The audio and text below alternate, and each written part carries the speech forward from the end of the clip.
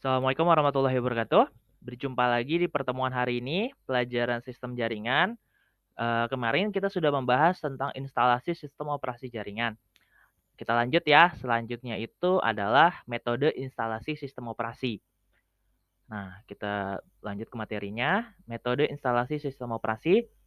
Sistem operasi diinstal ke dalam bagian tertentu dari hard disk. Lokasi tertentu ini biasa dikenal dengan istilah partisi hard disk.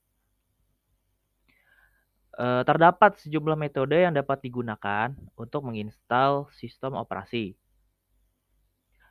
Penentuan metode ini dapat berdasarkan pada kondisi hardware, persyaratan sistem operasinya sendiri, dan kebutuhan usernya.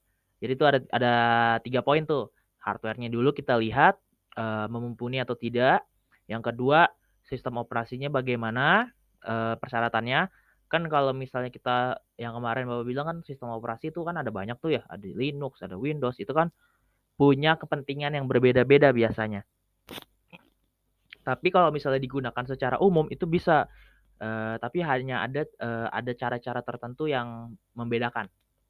Nah, itu yang syarat ketiga yaitu kebutuhan usernya. Usernya itu bisanya apa? Bisanya menggunakan Linux atau menggunakan Windows atau menggunakan macOS atau OS ya kan dari Apple.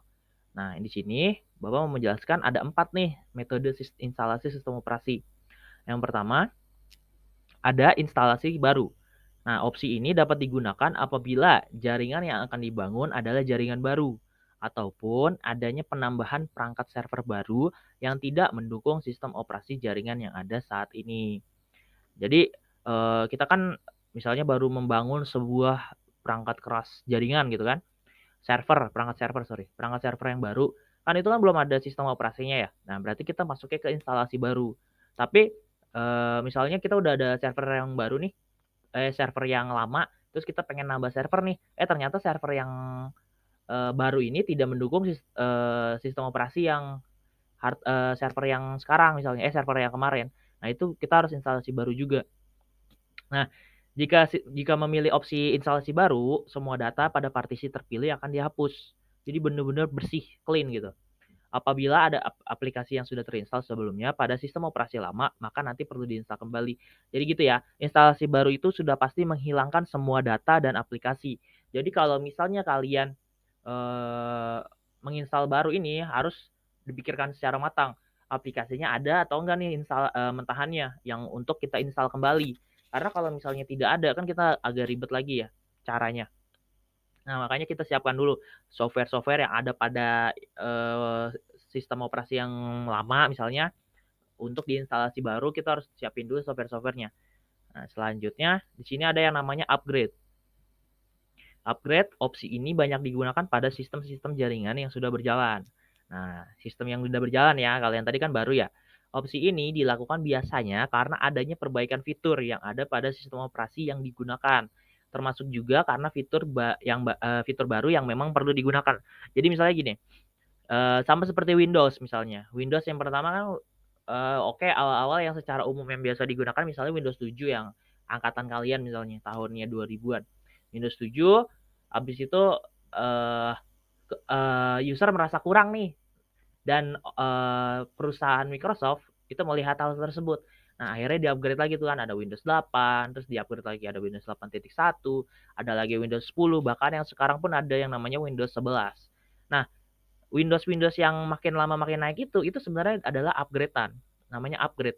Jadi, eee, upgrade itu sama seperti yang tadi dibilang untuk perbaikan fitur atau enggak ada fitur baru nih dari Windows. Misalnya yang tadinya di Windows 7 nggak ada, di Windows 8 ada misalnya. Dan begitupun seterusnya, misalnya Windows 8 nggak ada, di Windows 8.1 ada, di Windows 8.1 nggak ada, di Windows 10 ada. Itu yang namanya penambahan fitur baru. Atau enggak misalnya, di Windows 7 ada kayak masalah error gitu. Nah, di Windows 8 itu udah diperbaikin error-nya itu. Nah, itu namanya perbaikan fitur. Oke? Nah, kita lanjut. Di sini ada selanjutnya namanya multi-boot. Multi-boot. Apabila disyaratkan untuk ada, eee, at ada lebih dari satu sistem operasi dalam satu komputer, maka opsi ini dapat dipilih untuk memungkinkan penggunaan lebih dari satu sistem operasi. Nantinya sistem operasi akan ditempatkan pada partisinya masing-masing. Oleh karena itu perlu ada persiapan partisi sebelum melakukan instalasi multiboot ini. Ya misalnya, kalau misalnya yang kalian pernah lihat kan di data C itu ada Windows misalnya yang biasa kalian install ulang. Nah, itu sebenarnya kita bisa nambah sistem operasi baru. Misalnya kita ada 3 partisi data C, data D, data E misalnya. Nah, data C kita udah naruh Windows nih. Nah, di data D itu kita bisa naruh Windows yang berbeda. Misalnya yang data C tadi Windows 10, data D itu kita bisa masukin nih Windows 7, Windows 8, tergantung kebutuhan kita. Kita maunya install apa yang di satu lagi. Biasanya sih ada Windows di data yang di hard disk selanjutnya, di partisi selanjutnya itu Linux misalnya, sistem operasi yang berbeda. Misalnya contoh penggunaannya untuk belajar atau enggak ada kebutuhan khusus lah, kita harus menggunakan Linux misalnya. Nah, di data yang selanjutnya itu baru data tuh nyimpen-nyimpen data segala macam, file dan lain-lain. Nah, itu namanya multiboot. Jadi kita bisa di satu laptop atau satu perangkat itu menggunakan dua sistem operasi. Yang penting partisinya memumpuni. Jadi jangan terlalu partisinya misalnya cuma 100 giga, kalian paksa bagi 3 itu nggak bisa. Ya minimal 500 giga pun masih bisa sih sebenarnya, 100 giga misalnya. Kayak gitu. Itu namanya multiboot ya. Jadi sebelum kita melakukan ini, kita ada persiapan dulu partisinya sebelum melakukan instalasi yang menggunakan cara ini. Selanjutnya, ada yang namanya virtualisasi, merupakan teknik yang memungkinkan instalasi sistem operasi dilakukan di atas sistem operasi yang ada saat ini. Tidak dalam partisi tertentu, namun dalam suatu file tertentu. File ini merupakan perwakilan dari suatu sistem virtual. Jadi misalnya gini, kalian udah punya Windows 7 nih, terus kalian mau nyoba nih namanya Windows 10, tapi kalian nggak mau menginstal langsung sistem operasinya maksudnya tidak mau menghilangkan Windows 7-nya. Nah, itu namanya virtualisasi. Virtualisasi itu aplikasinya misalnya ada VMbox atau lain-lain. Nah, itu biasanya dipakai tuh kalau misalnya kayak gitu. Jadi dia bisa nginstal kayak VMbox itu bisa kita nginstal di atas sistem operasi yang udah ada. Jadi tanpa perlu menghapus sistem operasi yang lama. Itu namanya virtualisasi. Bedanya dengan multiboot, kita harus menyiapkan partisinya juga. Jadi ada dua partisi untuk dua sistem operasi. Tapi kalau virtualisasi itu hanya satu partisi pun kita bisa menginstal sistem operasi lain yang di atas sistem operasi tersebut. Jadi kita menggunakan file namanya. File tersebut nanti mewakili untuk sistem operasinya.